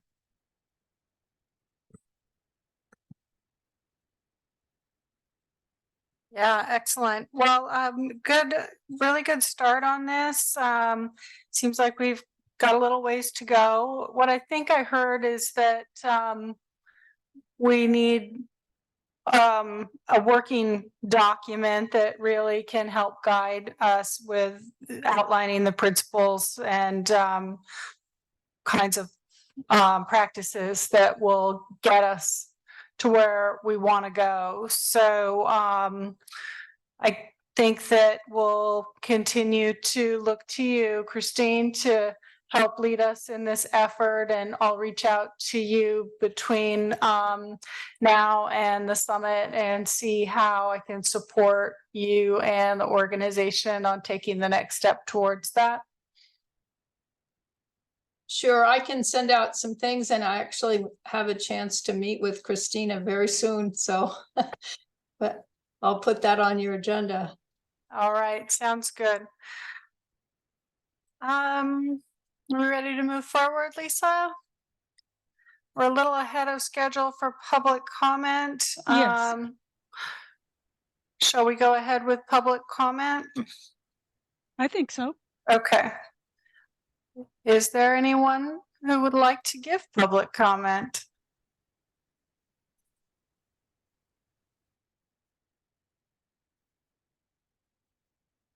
I see all red microphones. So I think that's a no. All right. Well, moving to the final part of our agenda with member updates and other business. I just have one item I wanted to touch on here. The board has been made aware that all of us either have expired terms or are expiring at the end of this year. And so we were asked by the land board to open up recruitment at this time to see if anyone else is interested in board membership rather than just automatically reappointing everyone, which I think is a great opportunity to see what interest is out there. The process for that is there's an open announcement out right now. I can't forget the day it closes. I want to say it's the 10th. And I got a nod. So on the 10th, that will close. Most of us are reapplying for our positions, but not all. And I wanted to ask Steve Marks if he wanted to address the board at this time and just let us know where he's at with his board membership. Thank you, Chair Anderson. Yeah, unfortunately, I am not going to be reapplying. And I wish it was different. I have really enjoyed my time on the OOST, and just due to bandwidth capacity issues, as well as my focal areas of work have over the last couple of years have less and less been in Oregon and more been in the North Pacific.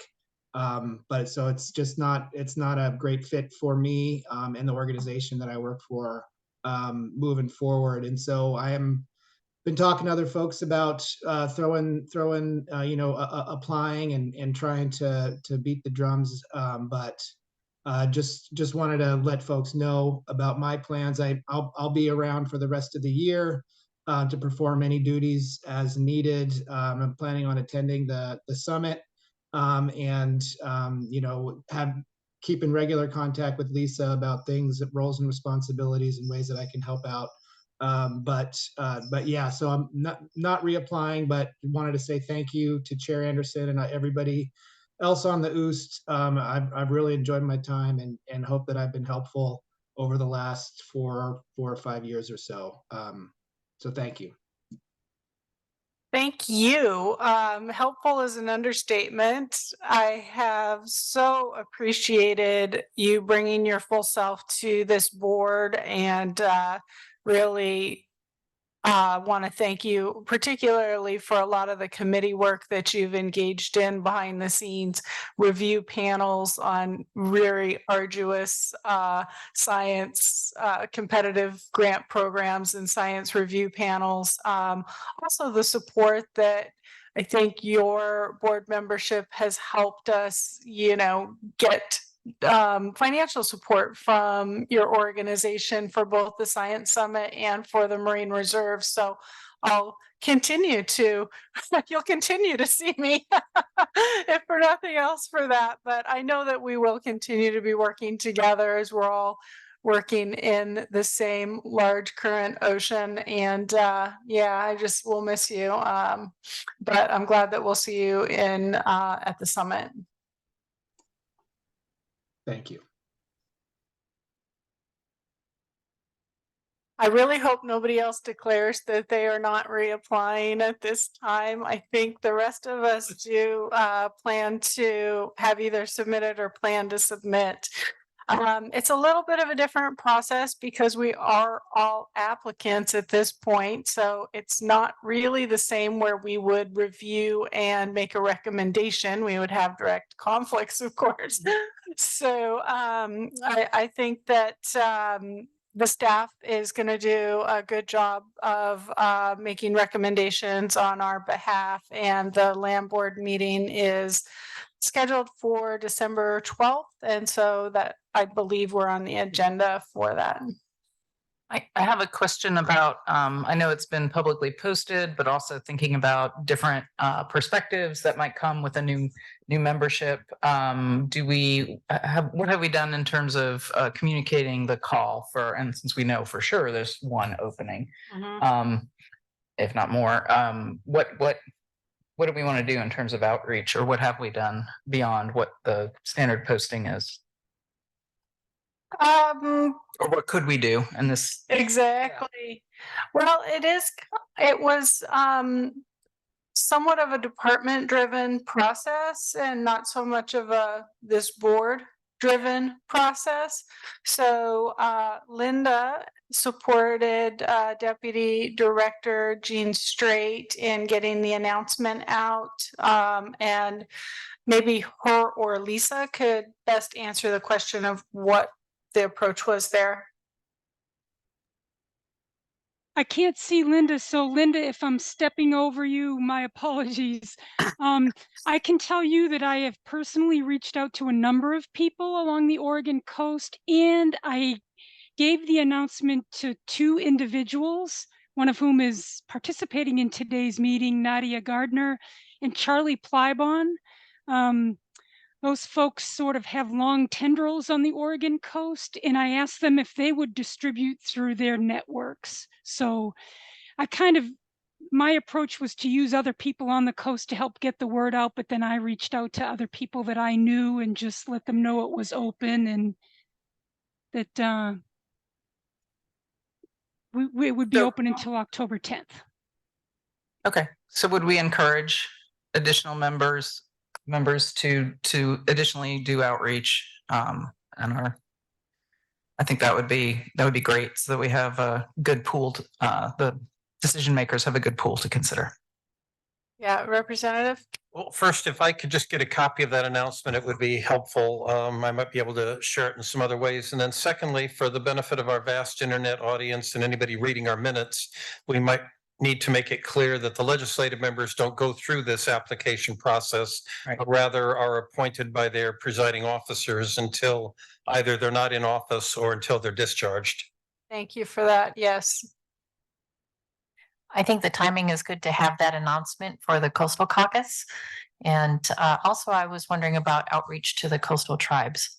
And if there's a network that's available, or is it individual contact that we would make with each of the tribes?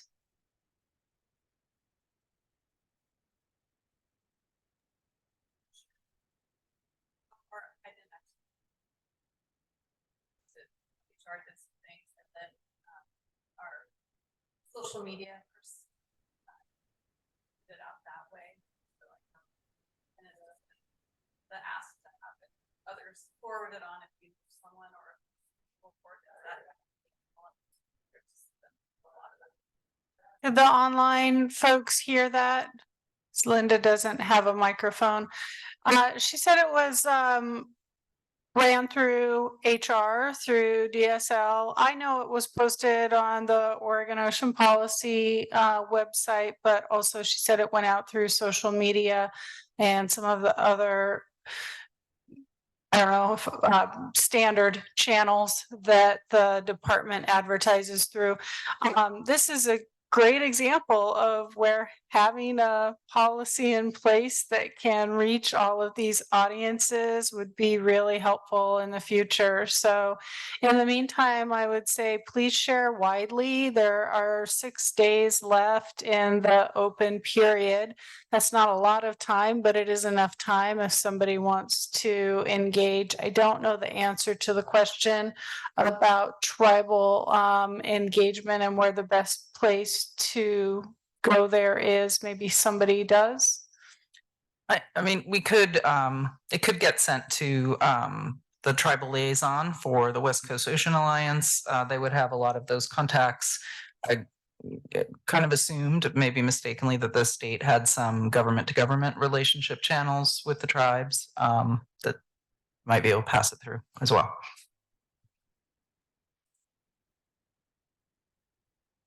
Thank you, Linda. The Ocean Acidification Council has been trying to get a tribal member and working through the state for that. So, you know, I think it's an important outreach, but as I was saying earlier, tribal capacity, lots of people are asking for tribal reps, and they can't respond to every one of those asks, but I think it's very important to reach out.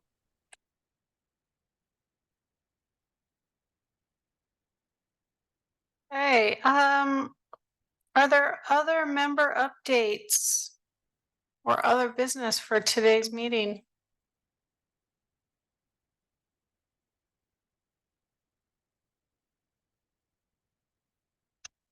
Well, then we shall go and enjoy as much as we can of this beautiful fall day, and I will see you all hopefully in person.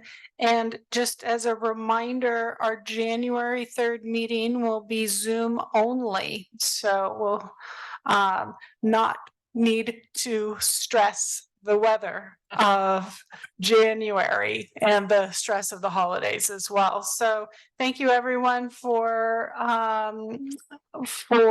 contributing either online or in person, and this meeting is adjourned. Thank you. Thank you, everybody. Thank you.